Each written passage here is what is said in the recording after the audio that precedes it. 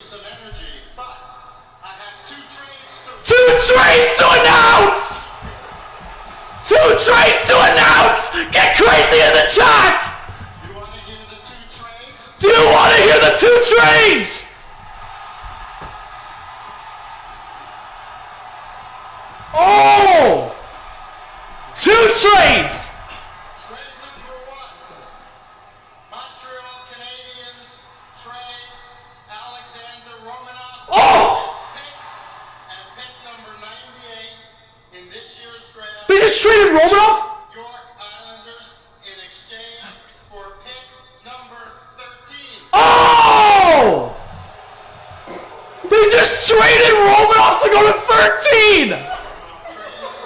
Montreal trades picks number 13 and 66 in this year's Did they just go to 4? for the Chicago Blackhawks in exchange for Kirby Dach. Stop. Did the Habs just trade Romanov and the 13th overall pick to get Dach? That's nuts. Like, I'm sorry. Like, maybe this is just a raw reaction for me, but am I tripping? Like, I just think I still have faith in Romanov, man. I still have faith. Like, I don't know, man. That was a shocker. That's the most nuts thing I've ever experienced. That's the most nuts thing I've ever experienced. Anyways. Wow.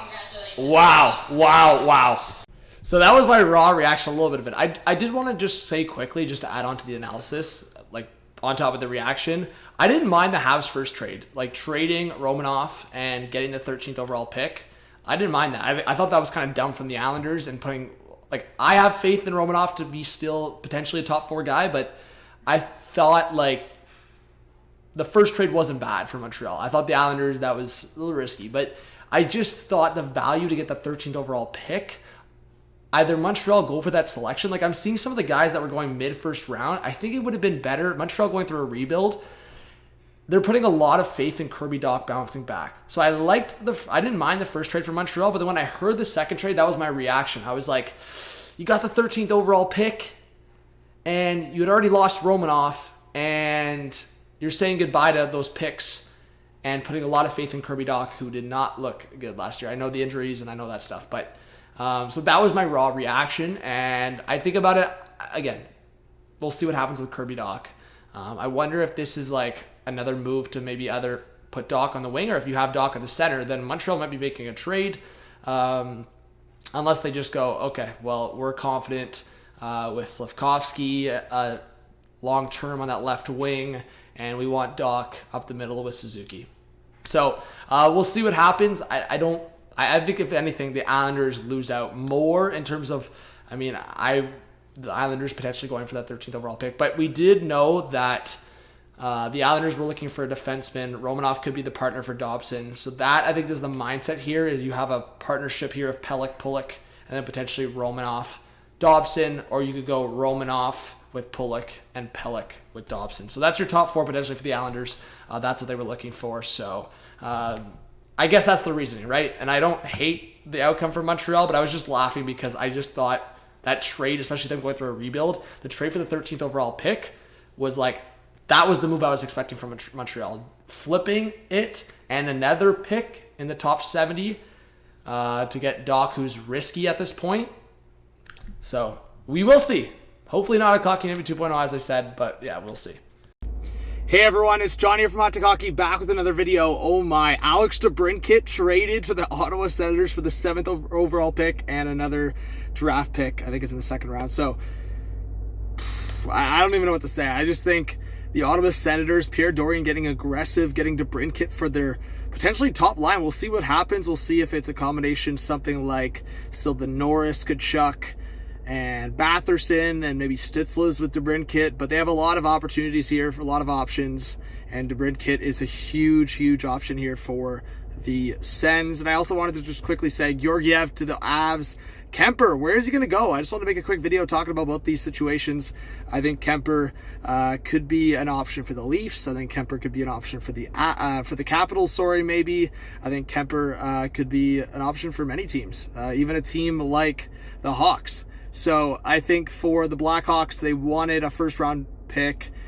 Davidson went out, got that first-round pick. And you know what? I think it's a little underwhelming with Debrincat. The year he just had and the connection he had with Patty Kane. So it's like Debrincat gone, potentially Strome gone.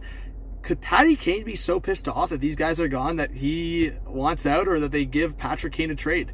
So I quickly wanted to go over this, but my thoughts on it, big dub for the Sens in terms of if you can keep Debrincat long-term, this is a huge dub. If something goes wonky where Debrincat doesn't want to be in Ottawa and then he just signs one-year deals or short-term deals, then that's a problem. That's a huge, huge, huge problem. But if Debrincat somehow, if he stays in Ottawa long-term, this is a huge dub in a draft that's all over the place. But we'll see. This is going to be one of those trades where it's going to take a couple of years at least to see who won this trade, because Chicago could draft a big-time person at 7. Honestly, we don't know what's going to happen in this draft. They could draft a big-time player at 7 or even maybe flip it. We'll see what happens. But thank you so much for watching. Hit the subscribe, hit the like, hit the notification bell, and we'll see you on the next video. Peace.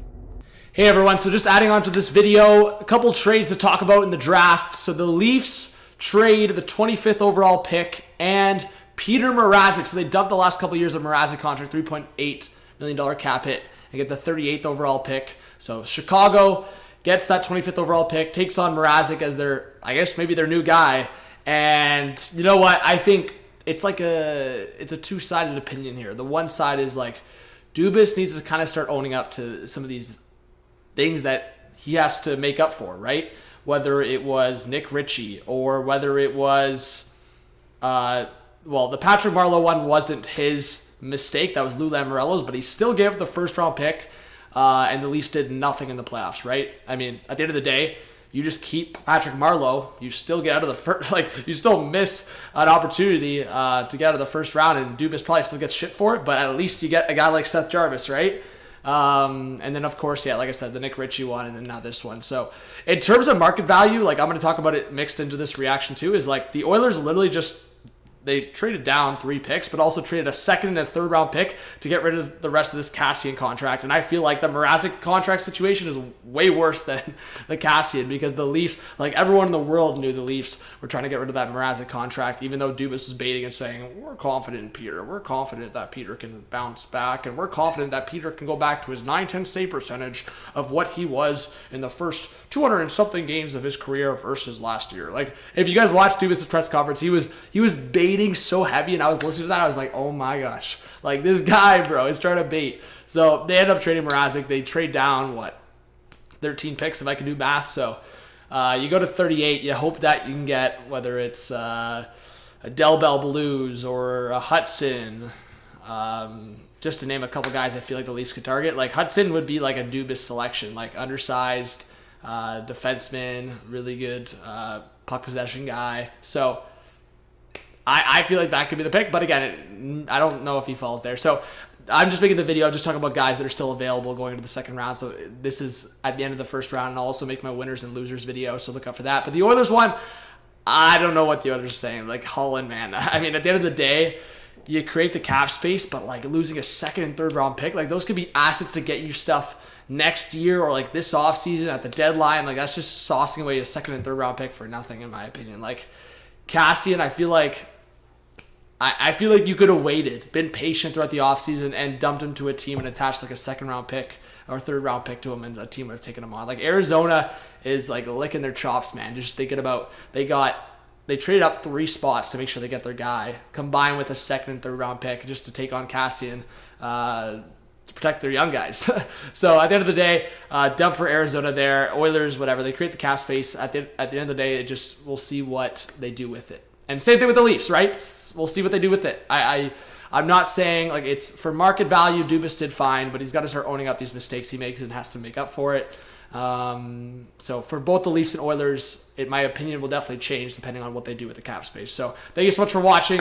Give me your thoughts on all the trades and all that stuff. Subscribe, notification bell, like, comment, do all that good stuff. And yeah, sorry guys, I'm so busy, I'm so tired, and I'm trying to get out all these videos. So I appreciate the support. Thank you.